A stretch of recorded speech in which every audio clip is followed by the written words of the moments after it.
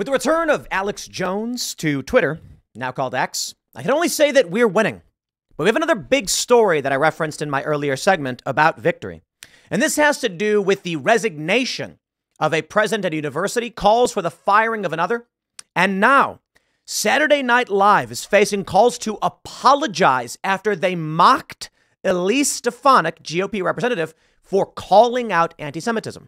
Oh boy.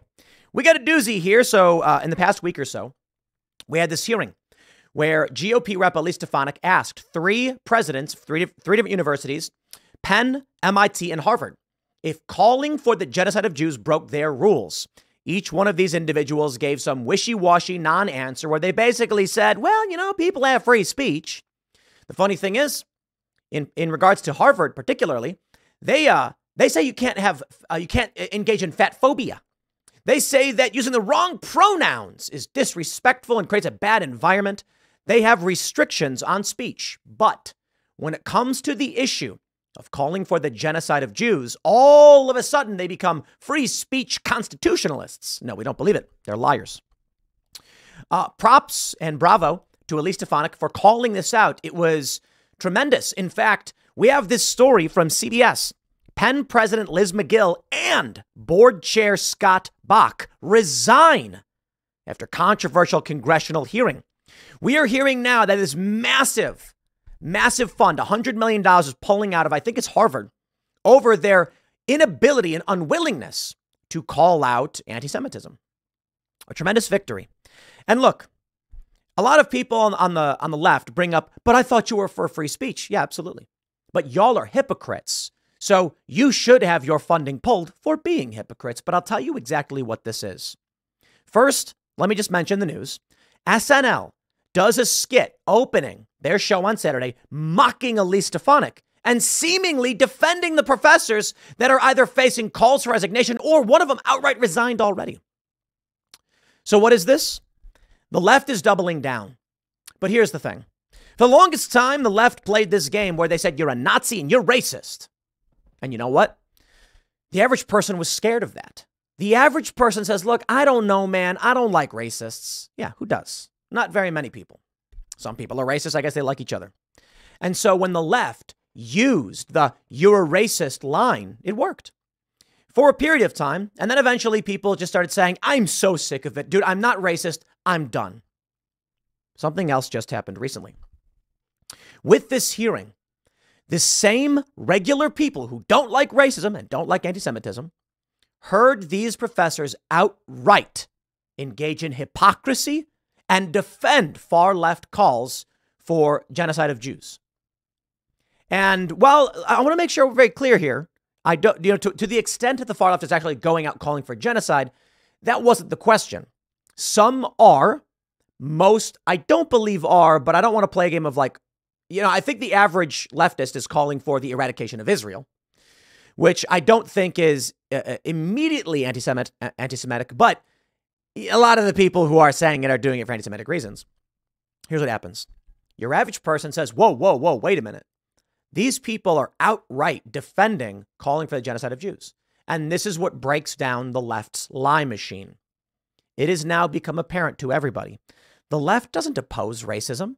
They're for it. The left doesn't oppose anti-Semitism. They're for it. And this is breaking it all down. We've learned about this a long time ago, but it's only now breaking into the mainstream. When the Women's March happened several years ago, the big one, biggest march in DC history, whatever they said, a story was published by Tablet magazine where you actually had a woman say the organizers here were pushing anti-Semitic conspiracy theories, attacking Jewish people, saying horrible things. And we kind of understood. We understood when they were defending the likes of Farrakhan and things like that. And now they can't deny it anymore. The left at these universities, they don't want to come out and criticize anti-Semitism because they know young people are deeply anti-Semitic. The Economist released a poll showing 18 to 29-year-olds, 1/5 of them, don't believe the Holocaust happened or that it was exaggerated. So it's around 20% think it didn't happen, like 25 think it has been exaggerated, meaning there's big overlap there. So here's what happens. Naturally, the left in media is going to defend the left in academia. So SNL runs a skit effectively defending the professors. Now, there are some news reports where they're like, well, the professors were also skewered along with these Elise Stefanik. No, the mockery of the professors was fake. It was like the professors get asked a question and they go, well, I believe in diversity. And then you hear chuckling. And I'm like, that what? They didn't say anything. Let me show you what they do to Elise Stefanik with the closing statement they have in the segment, and you can understand. Thank you. That's all the time we have. This was all very useless. Not for me. For me, it was very useful. I had a great time. I'm the Hanukkah gift no one wanted. And live from New York, it's... Not for me. Whoa, hold on. It was all useless? Useless? Actually, it's one of the most useful things we've seen in a long time. Elise Stefanik hit the nail on the head with the hammer. You say no hate speech. You say no fat phobia. What about calling for the genocide of Jews? Oh, whoa. The Constitution says, there it is. There it is. These people are fascists. They are. The university presidents, they have, David Graeber said this, the late David Graeber, anarchist anthropologist, though we hate being called that, said that elements of the left have adopted the fascistic tenets of there is no truth but power. And thus, this is what they do. They lie, they cheat, they steal. They claim we're for free expression, shut down anyone who opposes them, and then claim, well, you know, we get it. Throughout this whole clip, they basically just make Elise Stefanik look really bad, despite the fact that she did a really great job. Here's another clip. Women. Now, I'm going to start screaming questions at these women like I'm Billy Eichner. Anti-Semitism, yay or nay? I'm sorry, what? Yes or no is calling for the genocide of Jews against the code of conduct for Harvard. Well, it depends on the context. What? That can't be your answer, UPENN lady. Same question, yes or no? Well, we are serious about stopping all forms of hatred, anti-Semitism, Islamophobia. Not the second one. MIT lady, chance to steal. Not the second one. And they do that several times. This one's fascinating. The issue of Islam didn't come up in these questions that went massively viral. SNL is defending these presidents. Calls for SNL to apologize for its unfunny anti-Semitism hearing sketch that mocked GOP Rep. Stefanik for calling elite colleges instead of their president's shameful testimony. So let's get into that. But before we do, I do have a shout out. Head over to thebestsongever.com. Ladies and gentlemen, on the 15th, we will be releasing the greatest song ever written, Together Again. It is a cover of the Smokey Mike and the God King. That's Jeremy Boring and Michael Knowles of the Daily Wire. It's a cover of their song. Click pre-order on Amazon. Pre-order it for 69 cents, super cheap. And this time, we didn't do pre-orders on any of the last songs we released. This is our new song that we're putting out. The whole thing is basically a big F you to the music industry. We are basically just making fun of the whole thing. And we are doing a cover of Jeremy Boring and Michael Knowles' song because theirs was also a big middle finger to the industry. And when you pre-order, you will help us get onto the Billboard charts, as we've done with many of our songs already. And I would just love it. I don't know if you would, maybe. If we were able to chart this song, which the whole premise of is a underhanded insult to the institution being captured by the woke left and their rejection of the work that we do. It's a long story, but the simple version is that the music industry gave an FU to Jeremy Boring, so he struck back with this song Together Again. We made a modern cover version of it as an additional FU to the music industry. We are releasing it this Friday, and if you pre-order now and all throughout the next week, then we'll get on the Billboard charts, and that FU will be there too. But let's get back to the news. Here's where we're currently at. Penn President Liz Magill, Board Chair Scott Bach resign after controversial congressional hearing on anti-Semitism.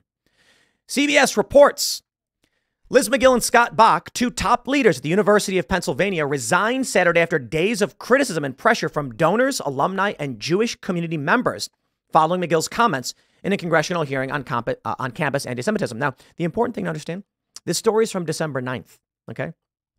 This story came out December 9th at 4:54 p.m. At the same time this is going down, SNL is preparing to insult Elise Stefanik for calling it out.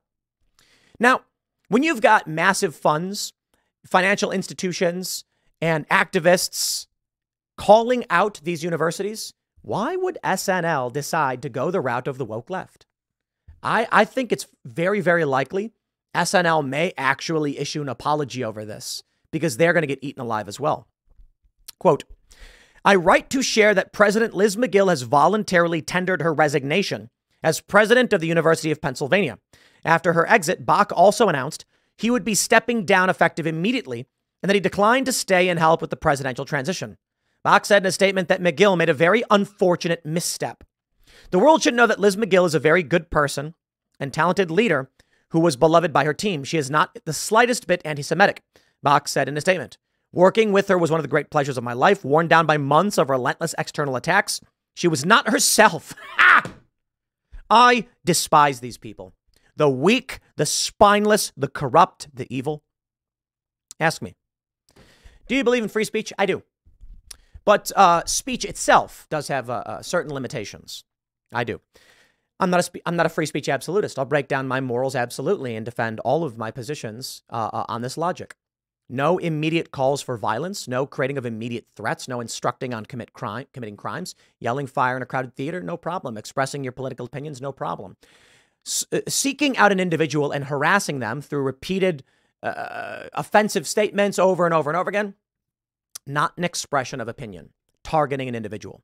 So when it comes to what happened at this university, I actually agree with what the professor said, but I think they're evil. Oh, I can explain. It's actually quite simple. You see, these professors don't actually agree with free speech. They will shut down your speeches. They will get you fired. They will celebrate protesters trying to shut down your speech. But then when they want the right to call for genocide, which is abhorrent, they will absolutely defend it and try and use our morality against us. I do not accept that. So it's funny. When I condemn these professors and they say they should all be fired and removed, you get these leftists being like, and they're the free speech absolutists show their true colors. They never believed in free speech anyway. No, I do. Just not for evil people who are lying to steal power. Okay? You can't come to me, commit a bunch of crimes, and then say, but I'm allowed to do this one. All right? You don't get to shut down people's speech, bar their rights, and try and destroy this country, and then beg for free speech when you want to say some awful garbage. It don't work that way. Bach said McGill will remain a tenured faculty member at Penn Carey's law school. You see how that works? Penn's board held an emergency meeting on Thursday, which a person familiar with the situation described as an informal virtual gathering.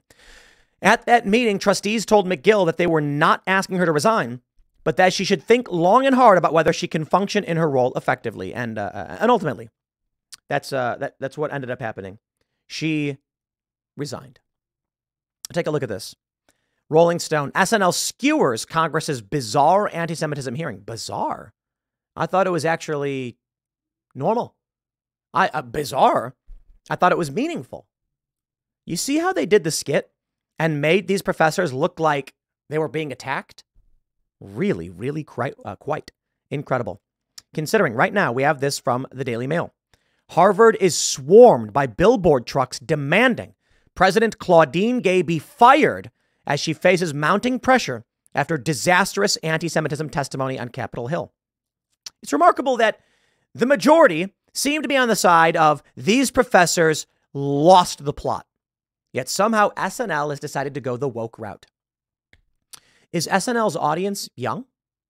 Why would anyone who still watches terrestrial television actually agree with that framing? It's funny because I've been told by some comedians that SNL has some of the best writers. I don't buy it. I don't buy it. SNL may have some of the best writers, but they're cowards. And maybe they can write good jokes, but they're not. So I got to tell you this. Maybe you're really deep down the funniest person. That could be. But you're scared to actually make the funny jokes because you don't want to get canceled. Sorry, you're not funny. Okay? You don't get to be like, actually, I won. You know, I'm the best sprinter, but I decided not to sprint. It's like, okay, dude, sure. So they have this thing in poker. If you don't show your cards, you lose no matter what. It's called mucking, right? So there's anybody who plays poker knows this, right? Someone will go, and they'll muck their hand, meaning they throw it face down into the pit to the dealer gets rid of it, and other hand is gone. And then they'll go, oh, no, wait, oh, geez, I actually had a straight. I actually had a winning hand.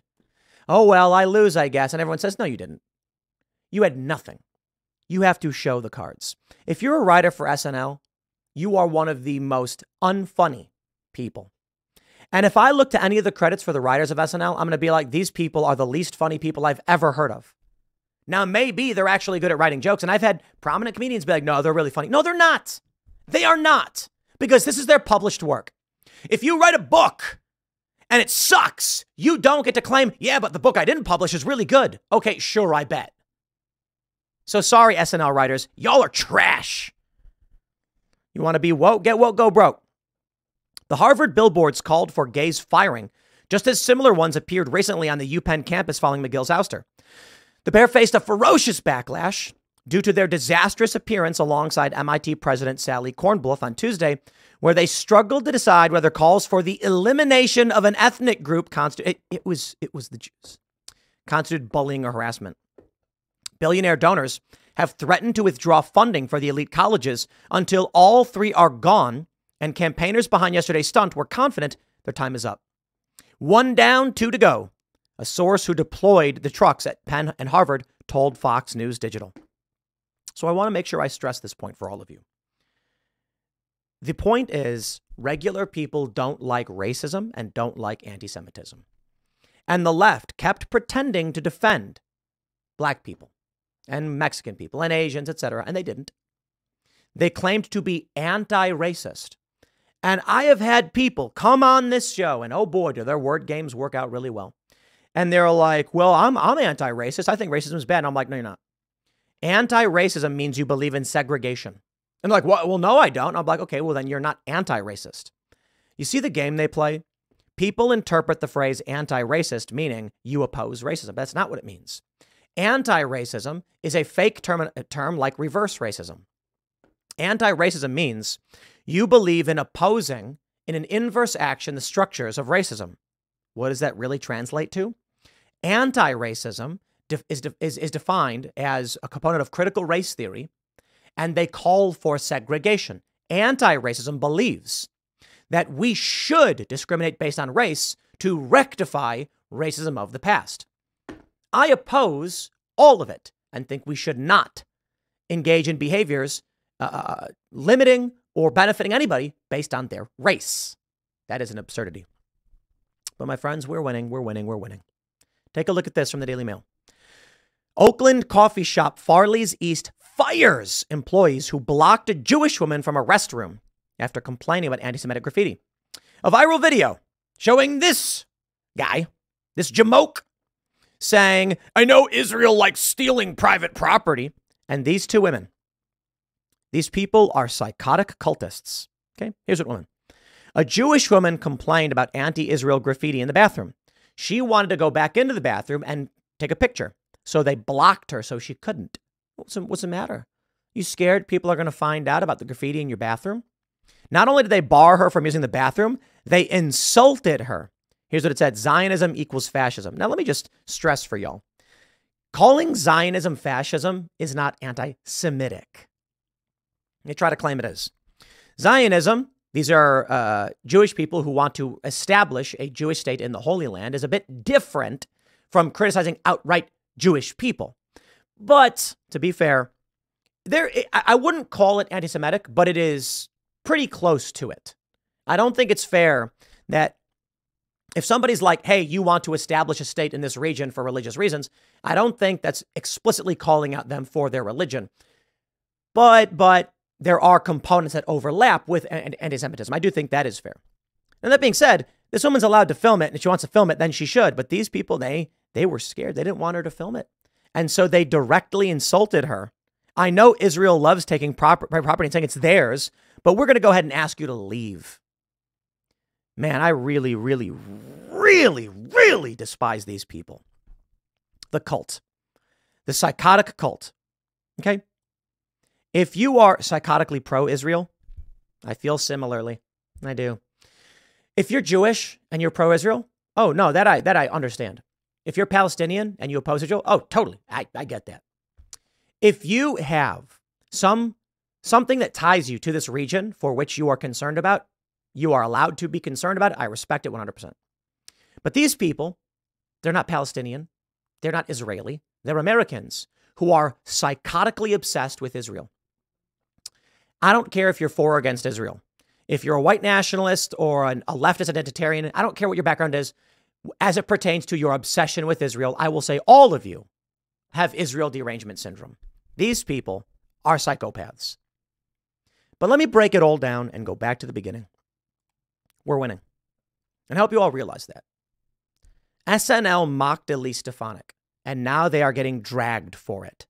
Because most people are just like, dude, don't be a dick. Hey, look, I think fat shaming is bad. In some contexts, what they would describe as fat shaming is not fat shaming. If there's a morbidly obese person and I say, you're morbidly obese, you should lose weight. That's not fat shaming, and that's not fat phobia. I think fat shaming is insulting someone, saying you disgusting pig and things like that. No, we should encourage people to be healthy and lose weight. Okay? You don't got to be a dick about it. But that's just it. They'll claim, well, that's fat phobia. That you don't want someone to be fat. Yeah, well, I want them to live and be healthy. So you know what? Y'all can shut your mouths. I don't care. But when they claim that they can ban whatever speech they want, and then they can permit the same type of speech as long as it's against the Jews, yo, man, we call them out. We expose them for the hypocrites they really are, and we begin winning. I wouldn't be surprised if SNL apologizes. We'll see. I'll leave it there. Next segment's coming up at 4 p.m. on this channel. Thanks for hanging out, and I'll see you all then.